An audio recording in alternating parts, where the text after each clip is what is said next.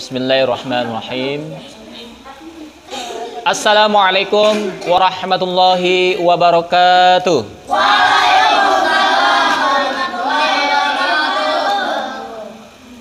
Wahai anak-anakku, segenap santriwan santriwati boarding SD IT Amsar, kaifa halukum?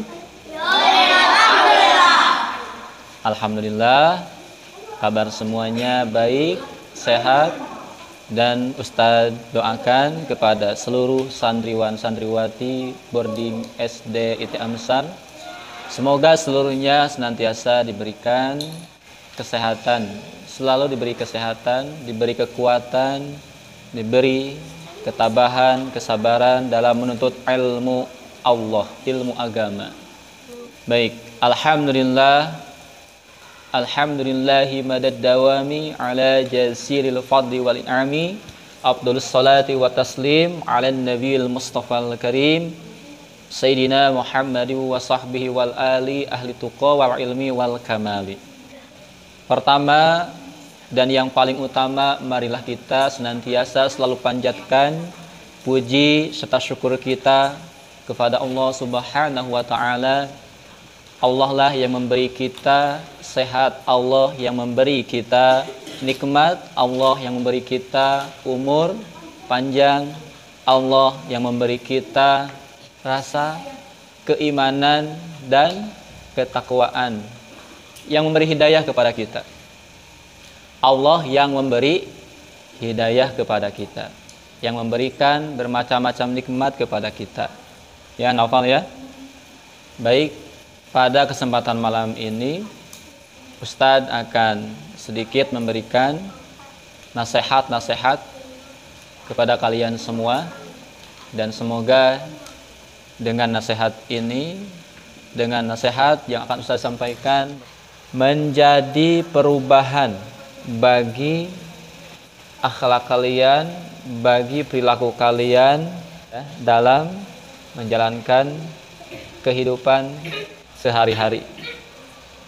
Baik anak-anakku, perlu kalian ketahui ya, bahwasannya manusia dan jin Allah ciptakan itu untuk apa?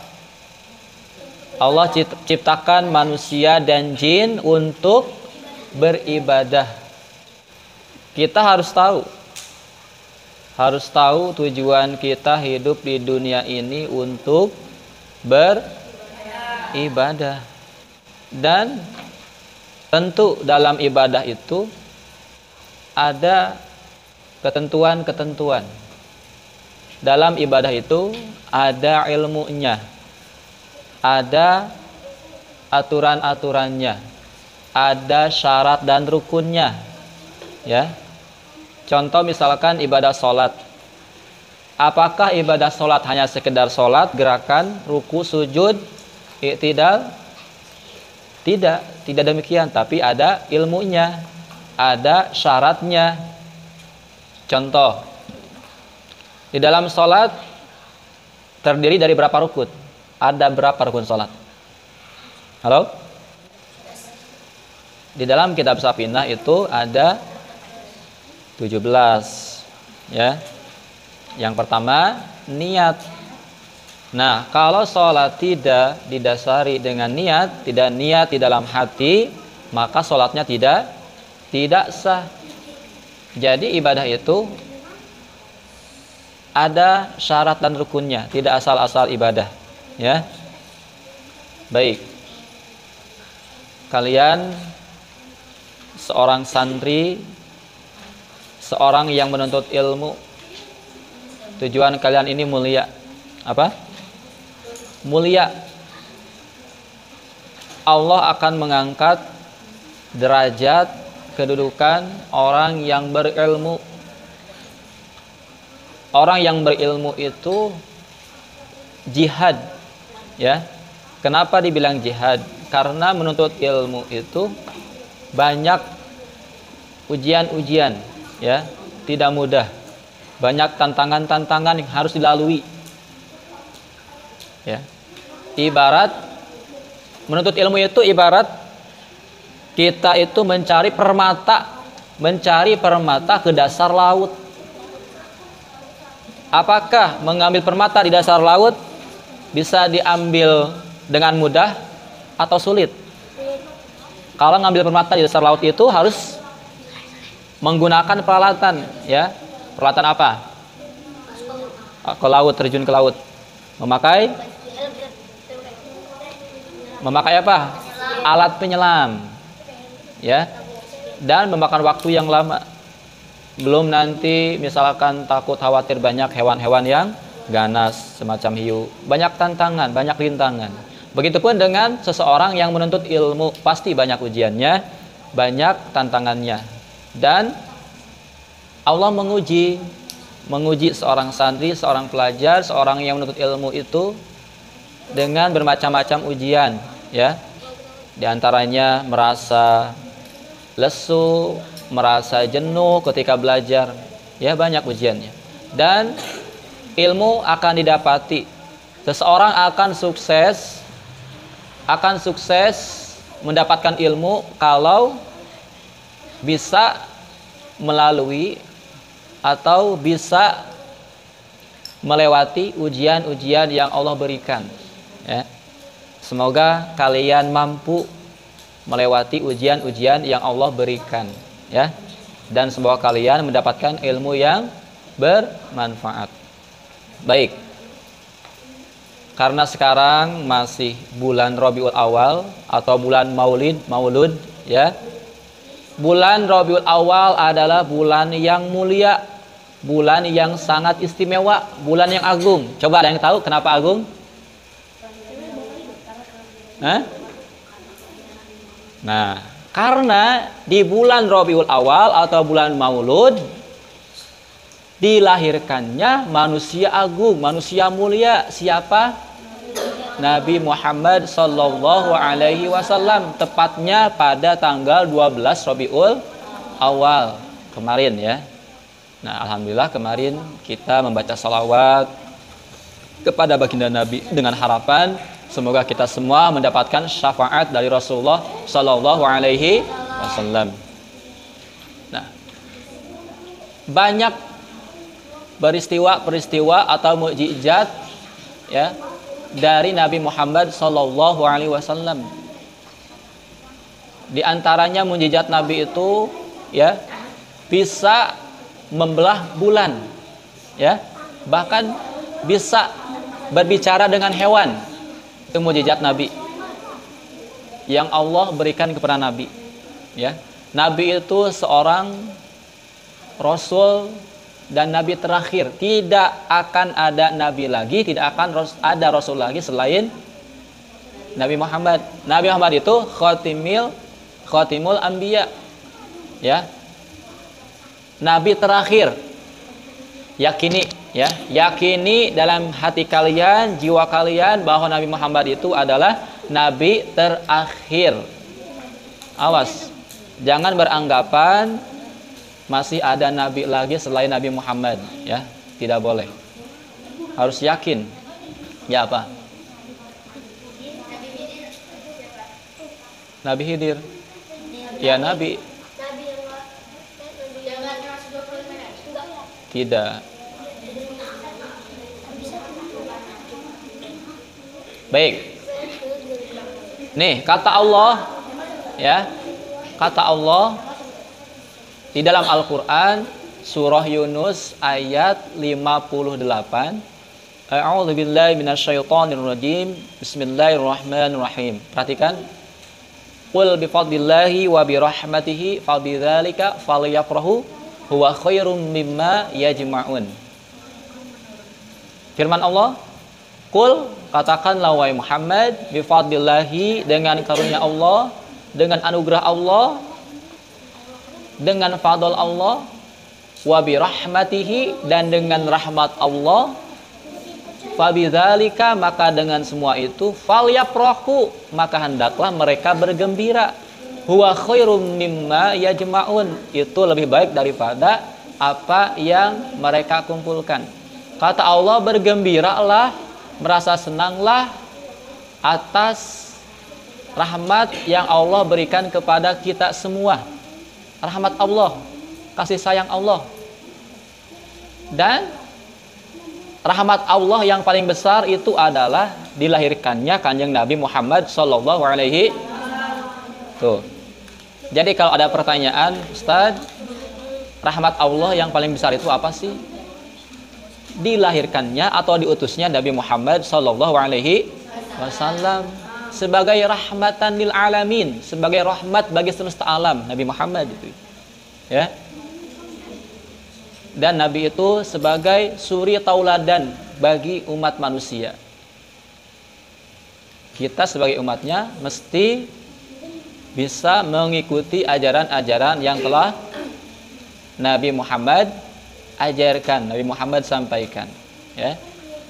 Di antara adab Nabi, setiap Nabi minum itu selalu diawali dengan membaca basmalah atau bismillah. Nah, perlu kalian ketahui dan laksanakan.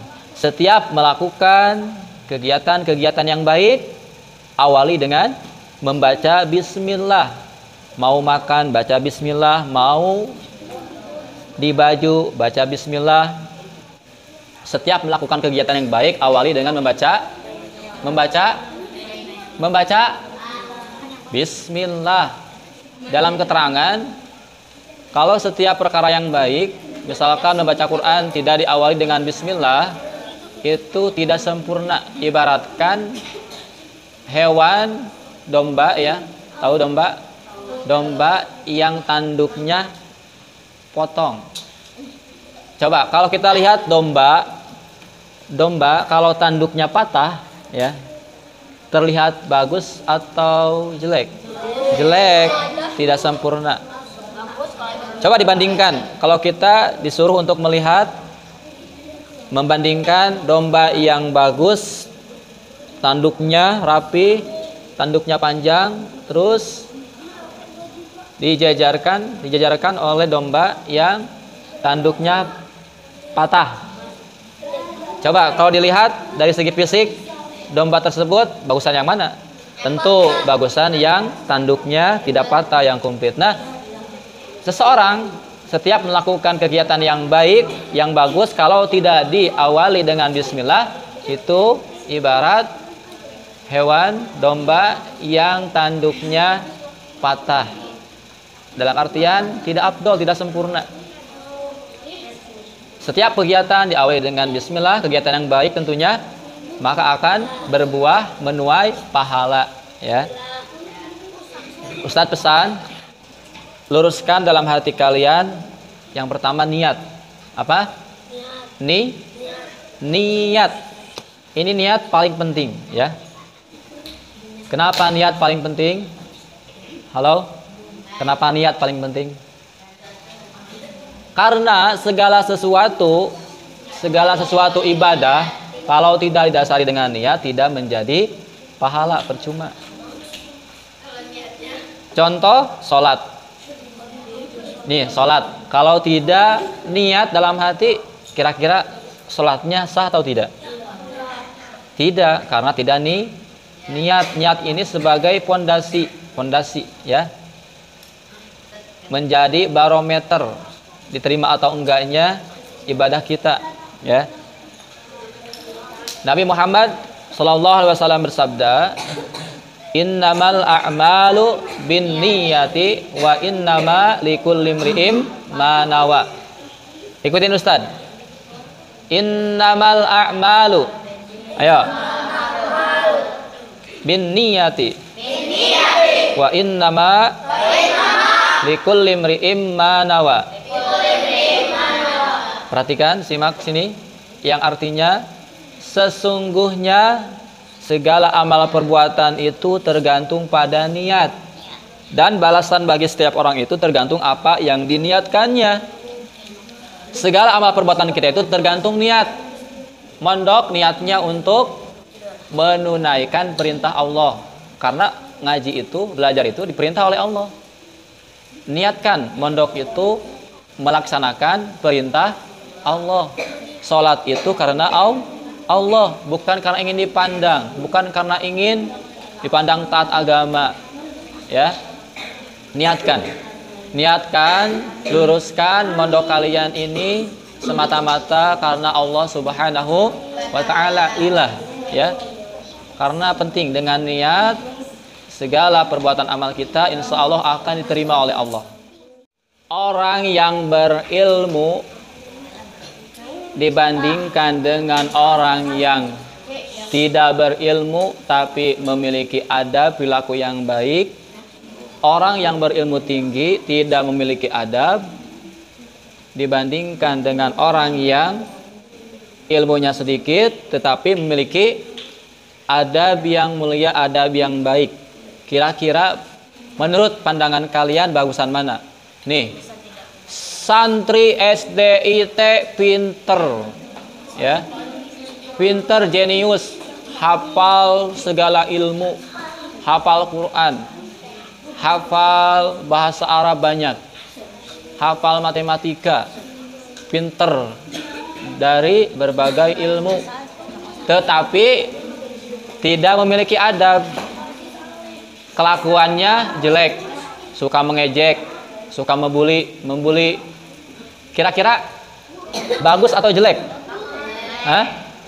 Kenapa jelek? Karena akhlaknya jelek. Kita gak seneng kalau melihat teman kita pinter tapi akhlaknya jelek. Kita gak suka kan? Nah, beda dengan orang yang biasa-biasa aja, ya, nggak pintar, tetapi hormat, bahasanya bagus, ucapannya bagus, baik, sikapnya, perilakunya baik, suka menolong, ya, tidak pernah membuli, tidak pernah menyakiti hati temannya. Kira-kira seneng nggak kita melihatnya atau bertemannya? Coba kalian suka berteman sama teman yang baik, sikapnya, perilakunya baik, atau berteman dengan teman yang sikapnya tidak baik? Penting, ya. Adab itu nomor satu. Al-adab fauqal ilmi, adab itu di atas ilmu.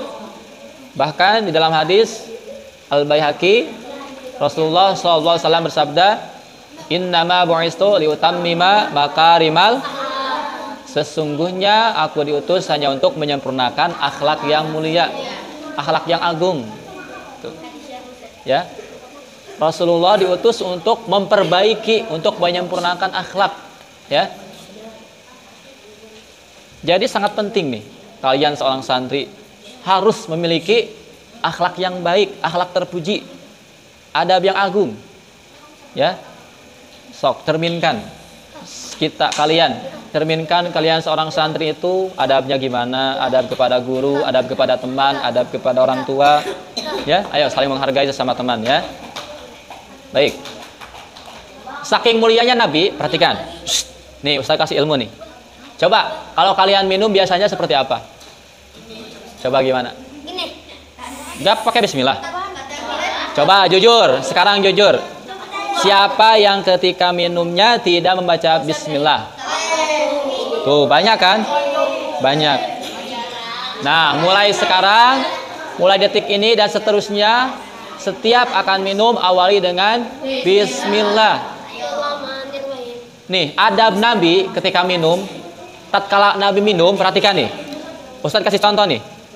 Ustaz kasih contoh tatkala Nabi minum. Perhatikan ke depan. Perhatikan. Minum ala Rasulullah Sallallahu Alaihi Wasallam. Ini ada air 1 gelas. Perhatikan. Nabi Muhammad minumnya itu istimewa, agung, ya. Mustahil kalau awal minumnya itu diawali dengan bismillah, tidak mungkin dipegang oleh tangan kiri. Kalau kita mengucapkan bismillah, tidak mungkin dipegang sama tangan kiri, karena malu. Bismillah tapi tangannya tangan kiri, nggak pantas kan? Pasti tangan kanan. Nih, perhatikan adab Rasulullah ketika minum. Tentunya duduk yang tenang. Begini. Bismillahirrahmanirrahim. Alhamdulillah. Bismillahirrahmanirrahim. Alhamdulillah. Bismillahirrahmanirrahim. Alhamdulillah. Ini contoh minum Nabi Muhammad Sallallahu Alaihi Wasallam. Setiap akan minum diawali dengan Bismillah, satu teguk, lalu diakhiri dengan Hamdalah. Bismillah, satu teguk, Alhamdulillah. Bismillah, satu teguk, Alhamdulillah. Nah, minum seperti ini menyehatkan dan mendapatkan pahala. Berapa kali Bismillah? Berapa kali Hamdalah? Ya, ini menjadi pahala yang luar biasa. Ya, karena melafalkan menyebut asma Allah, kalimatut thayyibah. Nah, mulai sekarang minumnya seperti itu ya, tidak langsung leguk nih sampai apa kebesekan kalau Sundanya. Nah, jangan cepat-cepat kalau minum ya, jangan langsung sekaligus seperti tadi, satu teguk diawali dengan Bismillah, satu teguk, akhiri dengan Hamdalah. Enak perasaan itu, coba laksanakan biar berkah ya, biar berkah. Yang Ustaz sampaikan tadi apa? Adab ketika minum, laksanakan. Siap? Ya. Dan pesan Ustaz ya, pesan Ustaz tatkala nanti perpulangan, tolong yang pertama jaga adab kepada orang tua, jangan sampai menyakiti hati orang tua ya. Yang kedua, jaga ilmunya, jangan sampai mentang-mentang libur di rumah sama sekali tidak murojaah, sama sekali tidak baca Quran. Tetap ya, walaupun libur di rumah tetap luangkan waktu untuk murojaah. Kemudian Ustadz pesan nih PR ya, untuk nanti perpulangan, dengarkan. Bilang kepada orang tua, manggilnya apa? Kalau manggilnya Umi. Kalau manggilnya ayah, atau ibu. Contoh misalkan Umi, Ustadz pesan ya, Umi, afwan atau maaf, saya minta tolong nanti jam 3 bangunin aku ya Umi. Aku mau sholat tahajud, aku mau menghafal Quran. Karena kata ulama, kalau menghafal Quran di waktu itu, di waktu jam 3, itu cepat masuk. Cepat apa? Cepat masuk. Yo, PR dari Ustadz, nanti tatkala perpulangan, bilang ke orang tua, Umi atau Abi, tolong bangunin aku insya Allah mau bangun jam 3, mau sholat tahajud, mau menghafal Quran. Siap, laksanakan? Nah, awas ya, nanti ditanya lagi nanti, siapa yang sudah melaksanakan? Jam 10. Baik, tadi apa kata Ustadz? Adab minum itu diawali dengan Bismillah, satu teguk, diakhiri dengan Hamdalah. Jadi jangan langsung aja minum ya, satu teguk. Ulangi, setiap melakukan hal-hal yang baik, perkara yang baik, awali dengan Bismillah. Baik, itu saja dari Ustadz, semoga bermanfaat. Wallahu a'lam bishawab.